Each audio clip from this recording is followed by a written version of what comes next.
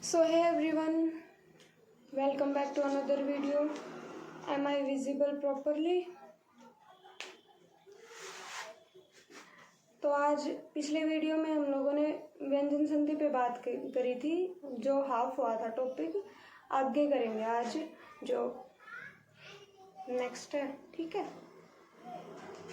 शुरू करते हैं व्यंजन संधि को।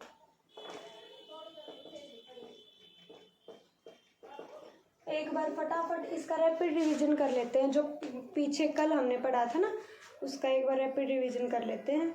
पहले क्या पढ़ा था? घोष व्यंजन संधि, दूसरा अघोष व्यंजन संधि, तीसरा उत्तर अनुनासिक, पूर्व अनुनासिक व्यंजन संधि। एक बार देख लेते हैं फटाफट।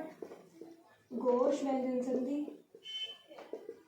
घोष व्यंजन संधि, इसमें क्या हो रहा था? निम्नानुनासिक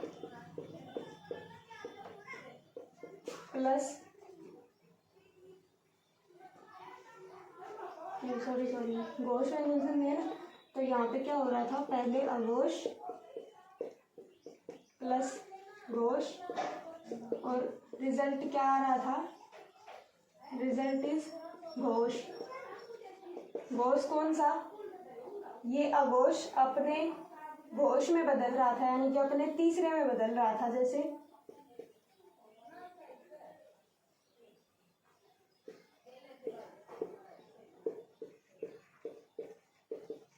दिख प्लस में अंबर, ये क्या है? घोष है, और ये क्या है? अघोष है, से, ठीक है। तो ये अपने घोष में बदलेगा। इसका घोष क्या हुआ? कै खे गे, तो इसका अघोष गे हुआ, तो दिगंबर। ये ए मिलने से ये ग पूरा हो गया, दिगंबर। दूसरा क्या था? घोष व्यंजन संधि। इसमें क्या था? इसमें इस साइड तो क्या था? घोष प्लस इस साइड अघोष। घोष अघोष बताए रखे हैं। पहली वाली दोनों लाइन अघोष, दूसरी वाली दोनों घोष, लास्ट वाली अनुनासिक। यह रह घोष और तीनों से अघोष, तो रिजल्ट क्या निकल रहा था? अघोष। फॉर एग्जाम्पल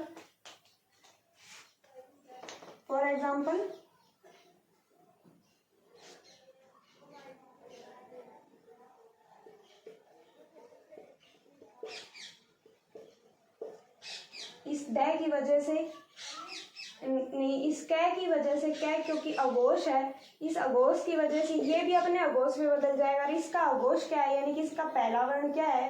पहला व्यंजन तै थे दै, तो तै आएगा ना, तो क्या बनेगा? आपतकाल, ठीक है। ये घोष अघोष व्यंजन संधि है, अघोष, ठीक है। ये अघोष, ये घोष व्यंजन संधि। तीसरी क्या कौन सी है? अनुनासिक, उत्तर अनुनासिक और पूर्व अनुनासिक। उत्तर अनुनासिक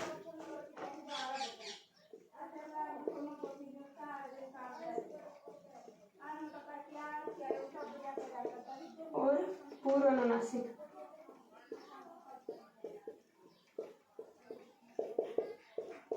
इसमें क्या हो रहा था?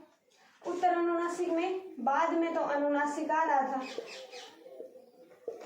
यानी कि पांचवी लाइन लास्ट वाली न में वाली, ठीक है। प्लस पूर्व अनुनासिक में यहाँ पर निम्नानुनासिक, यानी कि या तो अघोष या फिर घोष। दो ही है निरनुनासिक, या तो वो अघोष होंगे या घोष होंगे। और रिजल्ट क्या बन रहा था? अनुनासिक। आपका अनुनासिक रिजल्ट और आ रहा था। जैसे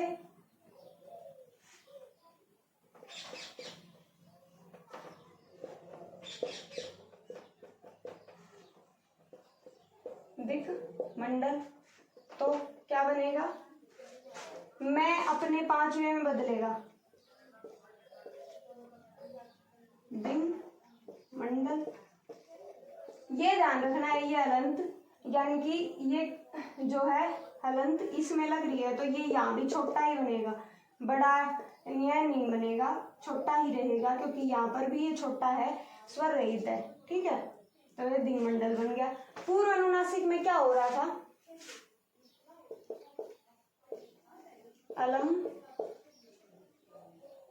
करत, तो इससे क्या बन रहा था, ये जिससे निकलेगा, यानी कि इसकी जो उच्चारण स्थान इसका होगा वही इसका हो जाएगा। तो क्या क्या किस में बदलेगा, मैं की वजह से अपने पांचवें में बदलेगा, इसमें पांचवें में, और इसका पांचवा ये है। ठीक है, और ये अलम, क्योंकि ये मैं है, ये कहेगा कि ये में बदल रहा है ना, ये अपने ये में बदल रहा है, तो मैं इसके ही साथ निकल जाऊंगा, तो ये क्या बन जाएगा, अलंकृत। ये वैसा का वैसा रहेगा। बदला कौन है, ये मैं बदला है, किसके अनुसार, कै के अनुसार, यानी कि यहाँ जो भी होगा वो इसके अनुसार बदल जाएगा अपने पांचवें में, ये वैसा का वैसा रह जाएगा, बदलेगा क्या, मैं। एक और देख लेते हैं एग्जाम्पल, अलम करण, तो इसका क्या होगा, अलंकरण। ये ध्यान रखना भाई, पिछले वीडियो में शायद ये डैश लगाना मैं भूल गई हूँ, लेकिन ये छोटा ही रहेगा क्योंकि ये मैं छोटा है, इसके अनुसार बदला है, इसके तो सिर्फ अनुसार बदला है, बदला तो क्या है, मैं बदला है, मैं नियम है, और ये क्या वैसा का वैसा है, ये सारा। ठीक है,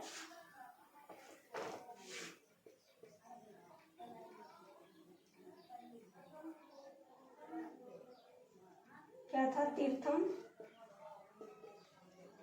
कर, तो ये क्या बना था, तीर्थंकर। ठीक है, तो ये आपका था जो पिछले वीडियो में करवाया था, वो इसका एक बार रैपिड रिवीजन देख लेना। आगे देखते हैं, तय और दय की संधि,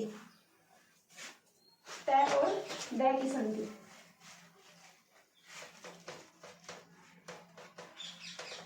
तय और दय क्या है, तय और दय व्यंजन बहुत ही लोचदार व्यंजन है, तो इनके साथ जो भी व्यंजन आता है वो ये उन्हीं का रूप ले लेते हैं, यानी कि उसी तरह बदल जाते हैं।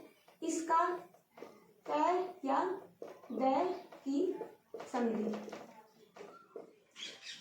देखो एक तरफ आएंगे तय या दय, तय या दय प्लस अगर च आए तो चच, यानी कि ये तय या दय च में बदल जाएगा।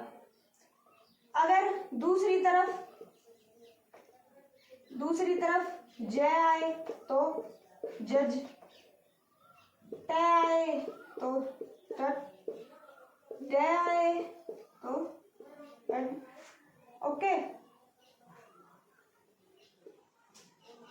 ले आए तो लल, ये बन जाएगा,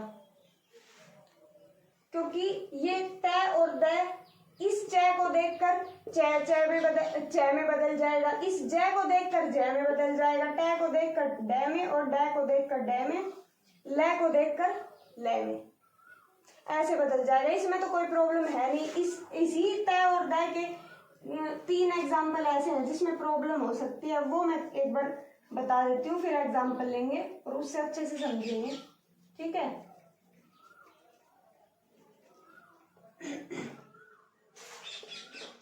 क्या है, च आएगा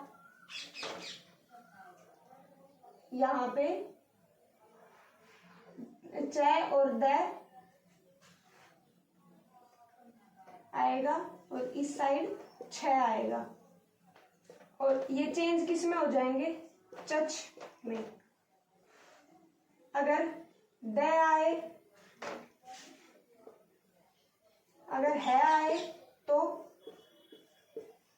दद, और अगर इसको थोड़ा इस साइड लिख दे, फिर देख लेंगे, और अगर श आए तो भी चच। ये कैसे बदलेंगे, क्योंकि छ जो है इसका उच्चारण स्थान तालु है, और तय और दय का दंत्य है। अब एक एग्जांपल लेती हूं मैं, उद प्लस छिन्न। ठीक है, इसका उच्चारण स्थान है दंत, इस छ का है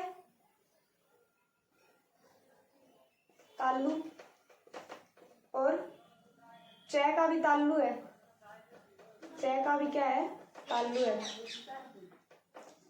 अब देखना क्या है इसमें, ये द है ना, ये द, ये इस छ को देख करके, क्योंकि ये तालव्य है तो ये द दंत पे जाने की बजाय सीधे तालु पे इसको बोलना है, क्योंकि उद बोलने के बाद छ तालु पे जाने हैं जीभ, तो जीभ इतना कष्ट लेती नहीं है, वो क्या कर लेती है, इसको भी इसके जो है तालव्य में बदल देती है। तो उद, इस ये द का तालव्य क्या है, च, तो ये च में बदल जाता है, तो क्या बन जाएगा, उच्छिन्न, उच्छिन्न। ठीक है, उद प्लस छेद उच्छेद।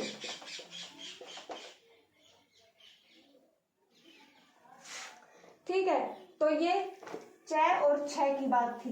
एक बार फिर से रिपीट कर देती हूं मैं, ये दंत है त और द, त और द, ये द है यहाँ पे तो, लेकिन अगर तय की बात भी ऐसे हो तो वो भी ऐसे हो जाएगा। तो यहाँ पे दंत है और ये छ क्या है, तालव्य है, तो दंत पर जाने की बजाय जीभ सीधे तालव्य पर जाने की कोशिश करेगी, तो इसलिए ये छ के पास वाला कौन सा व्यंजन है, अपना च है, जो क्या है, तालव्य है। छ तो तालव्य है ही, च भी तालव्य है, तो ये क्या किस में बदल जाएगी, द, च में बदल जाएगा द, तो बनेगा क्या, उच्छिन्न। ठीक है, इतनी बात क्लियर है।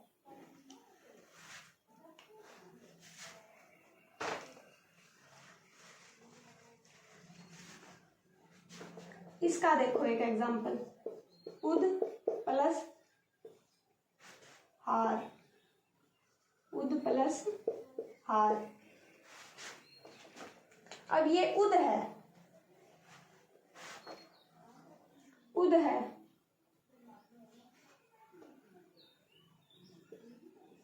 तो बनेगा क्या, उद्धार।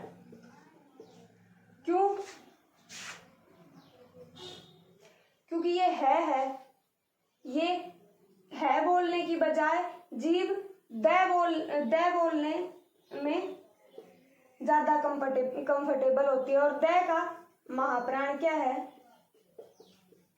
द है, तो वो ध बोल देती है, तो उद प्लस हार, तो ये दध बनेगा, उद प्लस हरण उद्धरण बनेगा। तो ये रूल ऐसे ही चलता है। और श और चच का ये भी ऐसे ही है।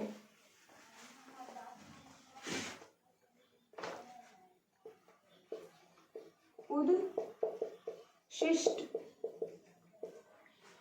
अब ये द का तो पता है कि ये च में बदलता है, तो उच्च और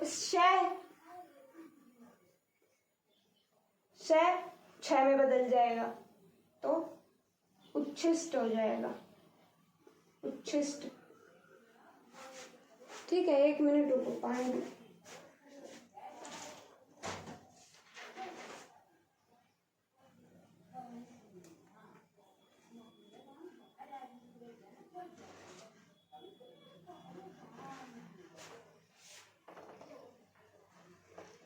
ठीक है, इतनी बात क्लियर है। यानी कि छ आए, त और द के बाद छ आए तो चच बनेगा, है आए तो दद, और श आए तो भी चच। अब वो जो बाकी वाले देखे थे ना, वो उनके और एग्जांपल एक बार देख लेते हैं। त और द के साथ, त और द क्या है, उद प्लस ज्वल। अब ये ज इस ये द इस ज को देखकर किस में बदल जाएगा, ज में ही बदल जाएगा, और ये छोटा है, ये ध्यान रखना। तो क्या बनेगा, उज्ज्वल।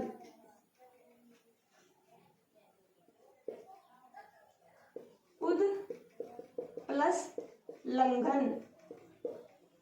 अब इस लय को देखकर ये लय में बदल जाएगा, क्योंकि बताया था ना ये तय और दय जो ध्वनि है, जो दंत ध्वनि है वो क्या है, बहुत ही लोचदार है, वो इस सामने वाले से में घुल मिल जाती है, यानी कि दय बोलने की बजाय जीभ सुधा लय बोल देती है। तो क्या बनेगा, उल्लंघन। उल्लंघन उद प्लस डयन उड्डयन। ठीक है,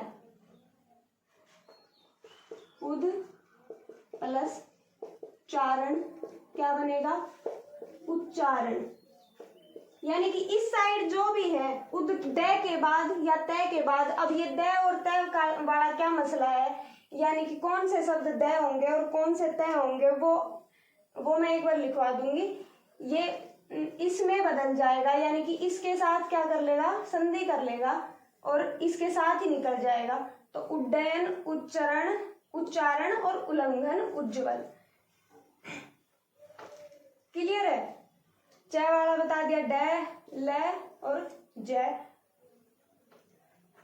ठीक है,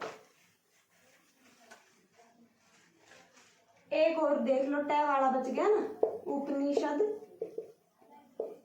प्लस टीका। तो क्या बनेगा, उपनिषद टीका। तट बन गया ना। इस दय, ये तय को देखकर ये दय भी तय में बदल गया। क्लियर है इतनी बात? क्लियर है क्या इतनी बात?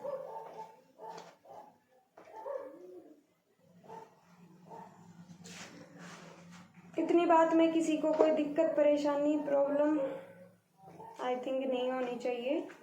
आगे देखते हैं, आगे देखते हैं।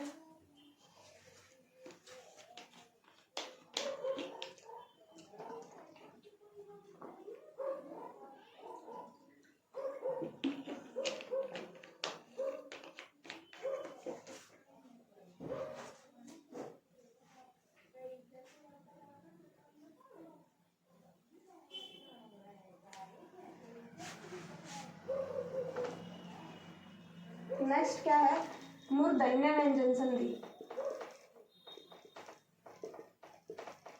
मूर्धन्य व्यंजन संधि। अब इसमें क्या है, जो है अपने तय, थ, न और स, ये अपने क्या है, दंत व्यंजन है। इनका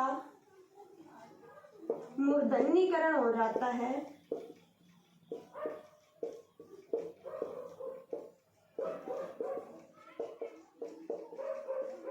किसमें, इनका मूर्धन्यीकरण हो जाता है, किसमें हो जाता है,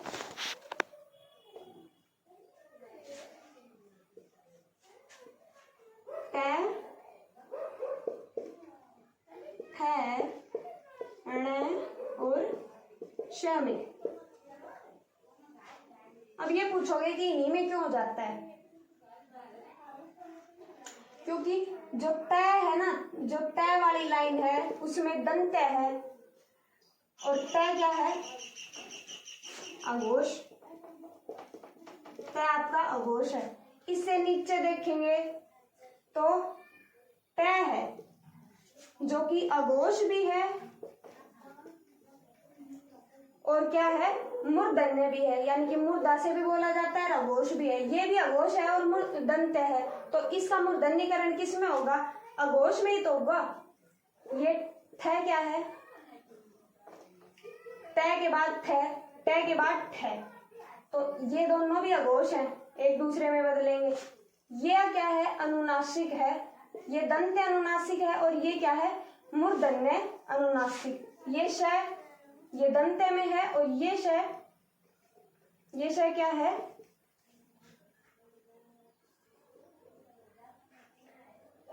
आपका मूर्धन्यीकरण में। ठीक है, तो इसमें ये इसमें बदलेगा। इतनी बात क्लियर है? तो ये कैसे बदलेंगे वो देखते हैं एक बार एग्जाम्पल से एक बार ये देखते हैं। और इसकी दूसरी कंडीशन क्या है? दूसरी भी एक कंडीशन है इसकी कि कब बदलेंगे ये, इनका मूर्धन्यकरण इसमें कब होगा? जब ई आए पहले, यानी कि ये तो शब्द होंगे एक साइड और इससे पहले वाले शब्द में, यानी कि दो शब्दों के बीच होती है ना संधि, तो पहले वाले शब्द के अंत में कौन सा व्यंजन या स्वर हो? मेनली स्वर ही होगा। क्या क्या होंगे? ई, री, ऊ, रे। यानी कि अगर इस साइड ये होंगे और इस साइड तै थे न से होंगे, तो वो किस में बदलेंगे? तै थे न से में। एक एग्जाम्पल देखो, अधि प्लस स्थाता, तो क्या बनेगा इसका? ये ई है, छोटी ई है ना, रूल फॉलो कर रहा है, ई है, और ये से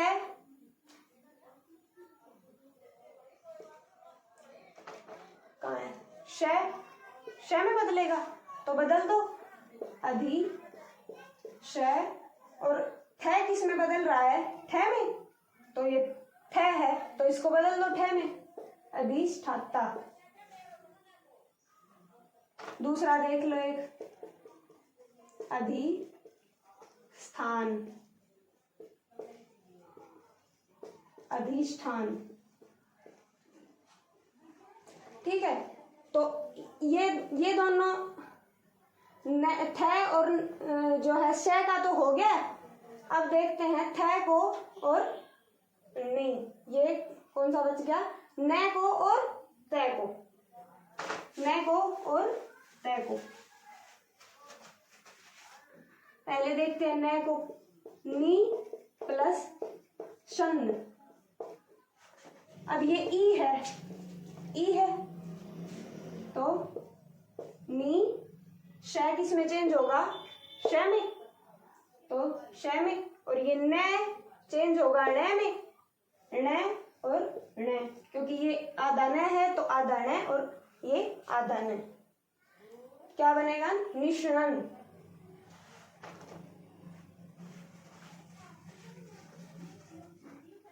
नी प्लस स्नात, तो क्या बनेगा? बना ही दोगे, निष्णात।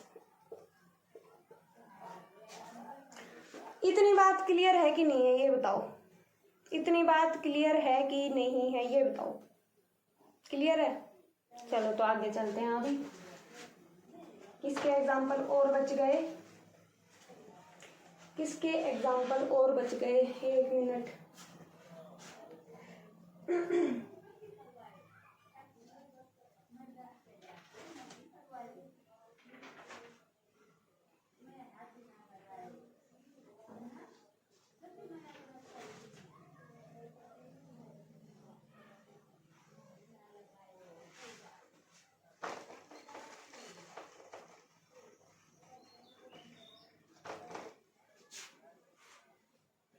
एक बार ऊ वाला और देख लो, एक एग्जाम्पल बच गया था ना ऊ वाला, अनु प्लस स्थान, तो क्या बनेगा? अनुष्ठान। ठीक है, आगे देखते हैं।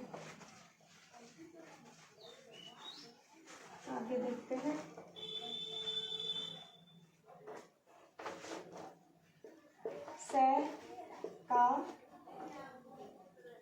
आलव्यकरण।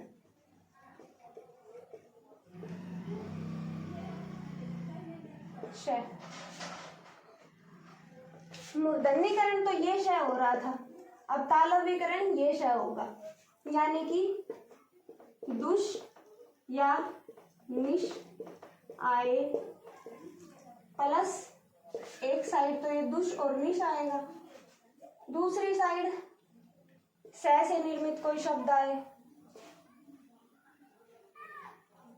श से नहीं, तालव्य ध्वनियां हैं, तालव्यकरण हो रहा है ना, श में तो बदलेगा, च, छ और आपकी श, ये क्या है आपकी तालव्य ध्वनियां हैं। तो अगर ये आए तो बदलेगा किसमें, इस श में, इस श में बदलेगा। देखो, दुष प्लस चरित्र क्या बनेगा, दुष्चरित्र।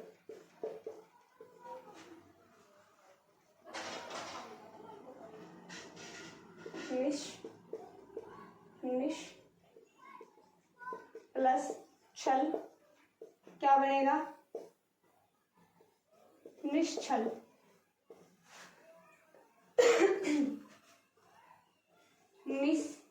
निशेष क्या बनेगा, निशेष। ठीक है, तो यानी कि इस साइड दुष या निश हो, यानी कि मेनली क्या है, श हो, और यहाँ पे क्या हो, च, छ और श, क्योंकि ये तालव्य ध्वनियां हैं तीनों, च, छ और श पहले ही बात कर चुके हैं च, छ, श के बारे में, और इसका क्या हो जाएगा, ये इनका तालव्यकरण हो जाएगा श में, इसके आने से, श के आने से। ठीक है, तो ये श बन जाएगा, यहाँ पे ये श, ये श, ये छोटा क्यों है, क्योंकि यहाँ पर स्वर रहित शब्द है, स्वर रहित श है। ठीक है, अब अगर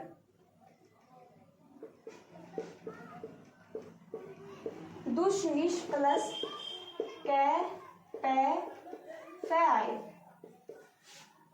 तो क्या होगा,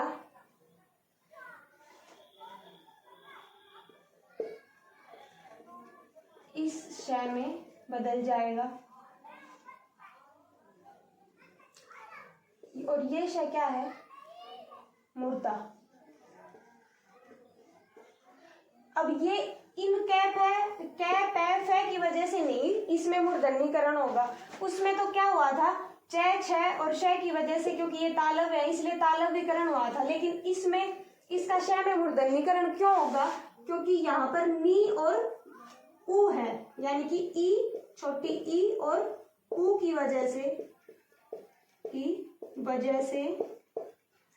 कै पै फै का श में मूर्धन्यकरण हो जाएगा, मूर्धन्यकरण हो जाएगा। जैसे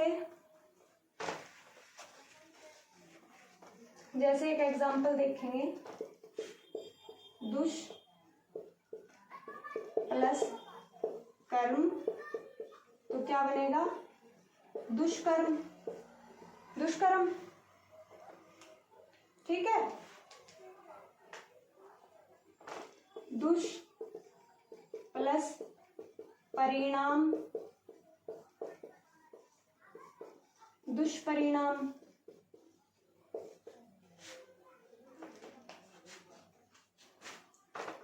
निश प्लस फल, निष्फल। ठीक है, तो ये इसका मूर्धन्यकरण है, किसका, स का। ठीक है,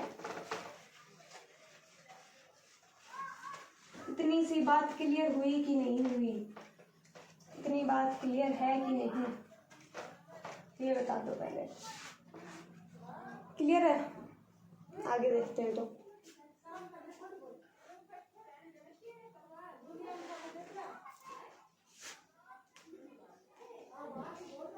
व्यंजन आगम संधि क्या है, व्यंजन आगम संधि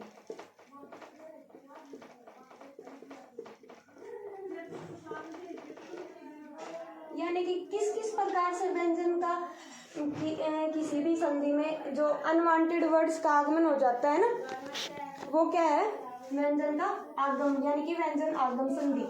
तो पहले सबसे पहले किसका आगमन होगा? च का आगमन। च का आगमन।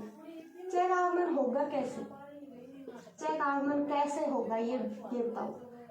अगर इस साइड एक तरफ, या ये लिख लो, एक तरफ स्वर तथा दूसरा शब्द 6 व्यंजन से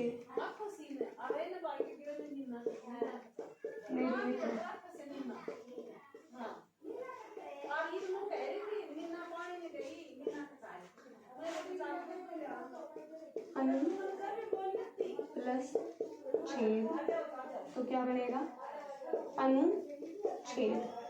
ये च का आगमन हो गया। परि प्लस छेद क्या होगा? परिच्छेद। वि प्लस छेद क्या होगा? विच्छेद। ऐसे ही च का आगमन हो जाएगा। ये है च का आगमन। दूसरा क्या है? श का आगमन। किसका? स का आगमन। क्यों होगा? कब होगा स का आगमन? आगे वाला अक्षर, आगे वाला व्यंजन आपका क्या हो? क्री धातु से बना हो। धातु से बना हो। जैसे सम प्लस कृत, सम प्लस कार, सम प्लस करण। क्री धातु से बने हैं ना ये, तो क्या बनेगा? संस्कृत, संस्कार। और इसका क्या बनेगा? संस्करण। ठीक है, ये तीसरी बात। दूसरी बात है। तीसरी बात,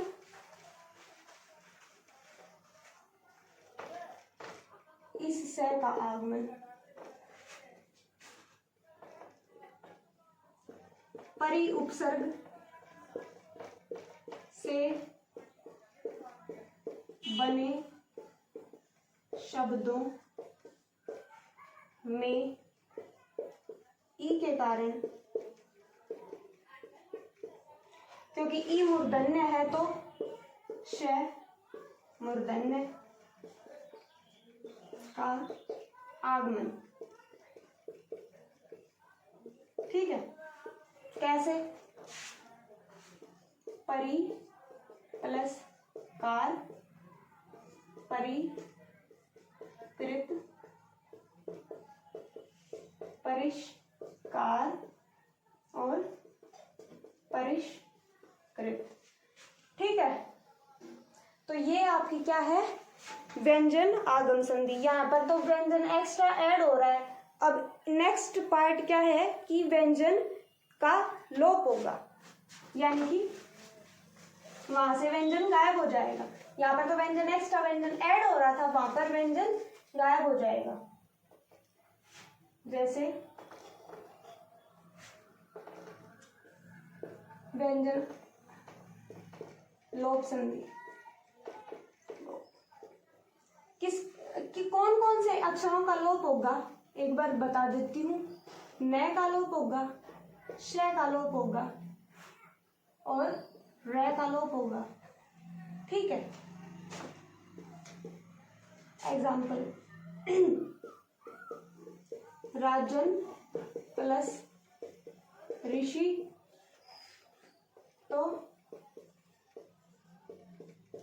राजर्षि, इस न का लोप हो गया। पक्षिण प्लस गण, तो पक्षीगण तो अजीब लग रहा है, पक्षी राज लिखो, तो पक्षी राज यात्रीगण होता है वो तो। ठीक है, तो यात्रीन गण, तो क्या बनेगा? यात्री गण। यात्रीगण कृपया ध्यान दें। ठीक है, तो वो छोटी यात्री होता है, बड़ी यात्री नहीं होता है। वो कई बार गलत लिखा होता है, ये यात्री लिखा, यात्री गण, ये यात्रीगण गलत है, ये यात्रीगण सही है। और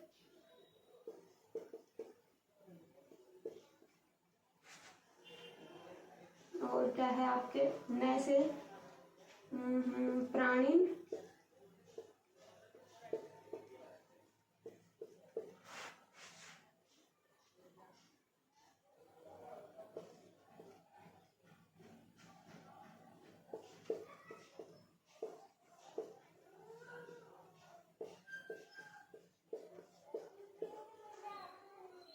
और यहाँ पर सभी न न न न न न न न का लोप हुआ, न न न न गायब हो गए, यहाँ पर कहीं न नहीं है, तो ये क्या है, न का लोप संधि। दूसरी देखेंगे, श का लोप, मनस प्लस ईश,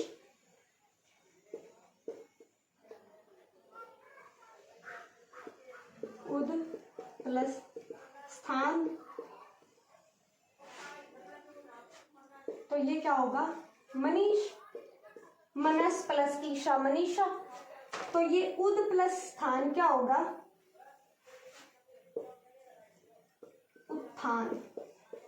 अब ये उत्थान क्यों हो गया, क्योंकि ये द क्या है, द आपका घोष है और थ अघोष, तो ये अघोष को देख करके जो द है वो अपने अघोष में बदल गया और श का जो है लोप हो गया यहाँ पे, तो क्या बनेगा, उत्थान। ठीक है,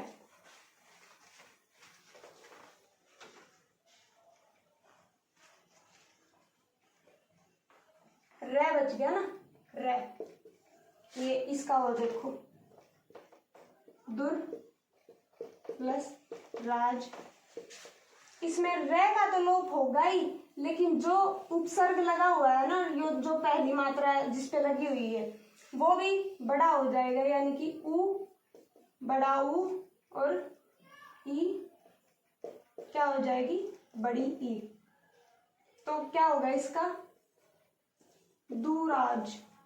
इस रे का लोप हो गया, ये रे यहाँ पे आ गया और ज, और ये दू, छोटा दू बड़े दू में बदल गया।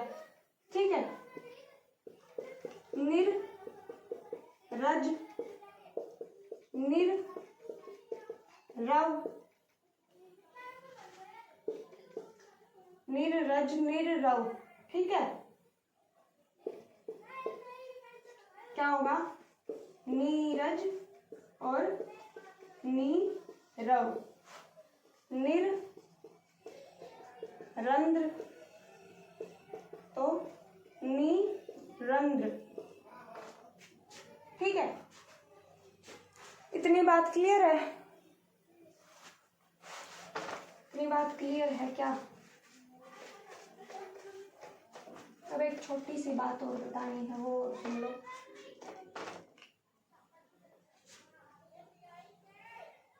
जो आपके अहन शब्द है,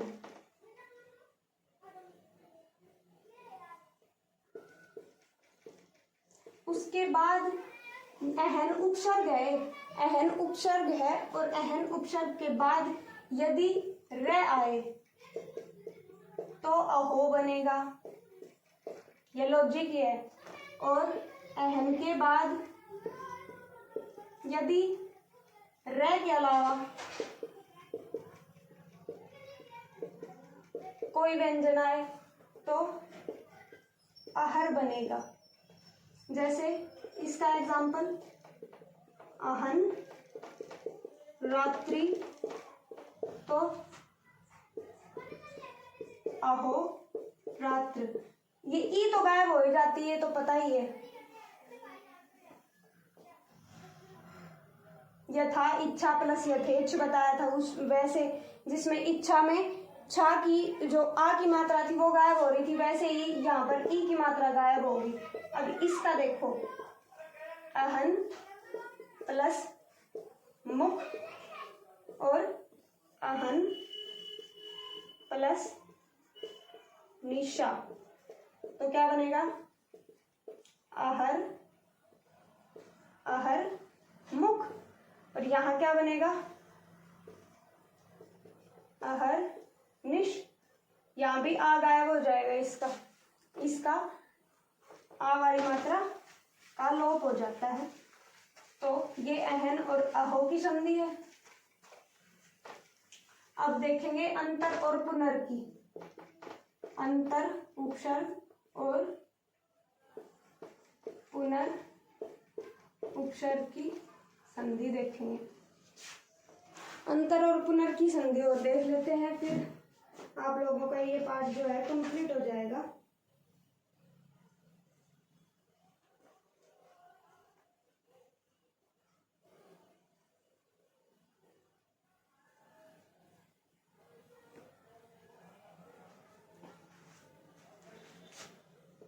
अब अंतर पुनर के बाद अगर अघोष हो, अगर कोई अघोष शब्द आए तो वो किस में बदलेगा, विसर्ग में बदलेगा। अगर अंतर प्लस पुनर के बाद च या छ आए तो वो किस में बदलेगा, श में। और अगर श या त आए तो श में।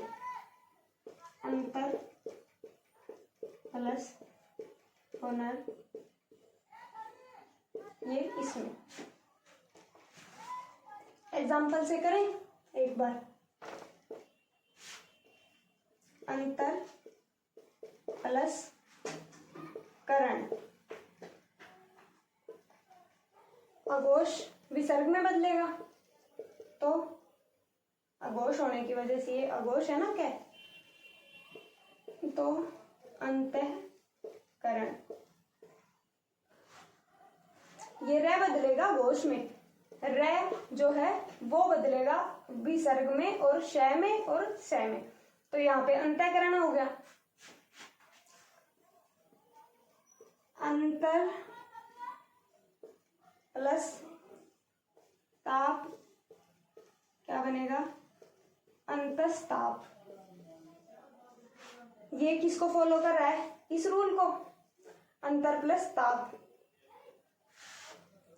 अंतर सलील, अंतस्सलील। अंतर अंतर प्लस सलील, सलील यानी पानी, तो अंतःसलील।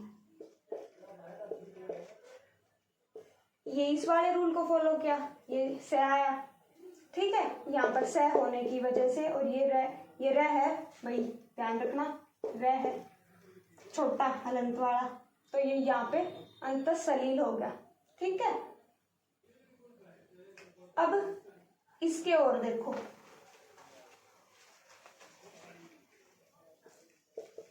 अंतर प्लस चेतना,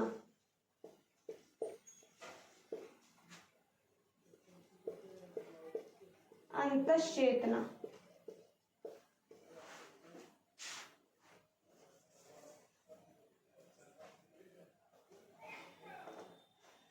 और घोष वाले हो गए, ठीक है।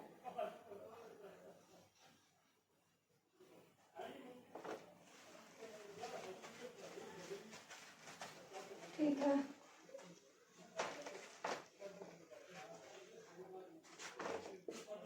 एक बात और रह गई थी, जो ण है वो, जो न है वो ण में बदलता है, किसकी वजह से, री की वजह से।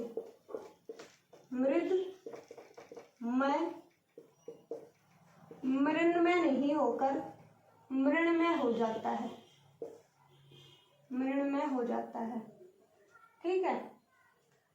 मृद मूर्ति क्या हो जाता है, मृण मूर्ति, ठीक है। तो ये है कंप्लीट आपकी व्यंजन संधि. So thanks for watching.